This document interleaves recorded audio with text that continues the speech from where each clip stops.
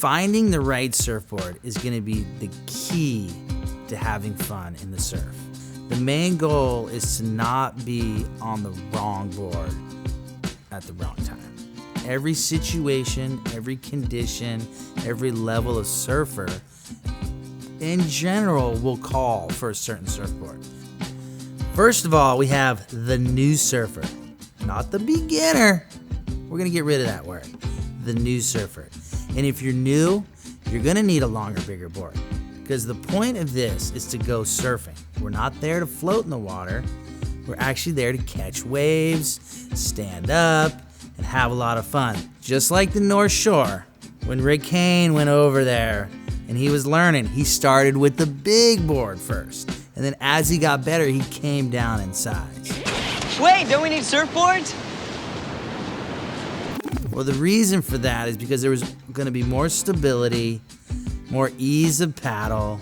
It's like that Cadillac. You're just gonna cruise through the water.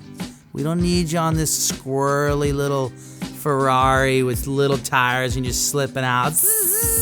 No, we want you to be in that cool, old school Cadillac, just floating through the water.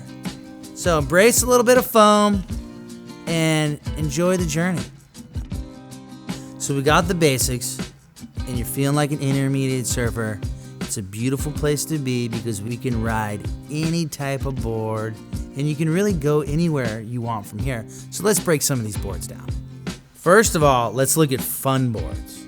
These boards can be anywhere from 6'6" to 8'6". Usually they have a round nose. They'll have a lot more area in the nose of the board and the tail. They're easy to ride, really friendly. I think that's why they call them fun boards. And I think that's what we're trying to do here. These are great boards for the intermediate, just coming out of the beginning stage.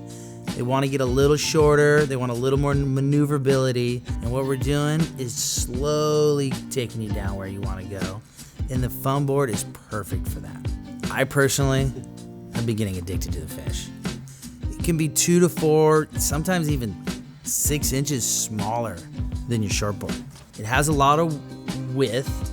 It's pretty thick because it's a small board and you have to make up with that volume. So the way they make up with that volume is they make it wider and thicker. But the real beauty about these fishes is they just go really fast. I remember being pretty young, which was probably a couple 100 years ago, and the fishes were just squirrely. It was really hard to not have them slide out. But I tell you what, these new fishes, they're holding in, they're going really fast, and they're pretty easy to catch waves on. It's a beautiful board, and I'm highly addicted to the fish. The last category we're gonna look at is shortboards. This is probably the last board you should be getting on. This is a highly tuned craft. It's really specific to the person. Usually a shortboard will be 2 to 6 inches longer than yourself. It can be very fast, very sensitive, and it usually has less volume. It allows you to do really tight turns, really close to the curl in the bowly part of the wave. But if you don't know how to handle that, it can be pretty hard. So the shortboard is definitely for the more advanced surfer, and it allows you to do a lot of radical things. Shortboards are great for the airs, the tight carves, and my favorite, the barrel. Last but not least is the advanced surfer. This guy's been there and done that. But the thing about it is sometimes you can get a little narrow-minded. You think, this is what I want, this is what I love, but a lot of times you can keep experimenting and you never stop learning. So get out there, experiment, even if you're the advanced surfer.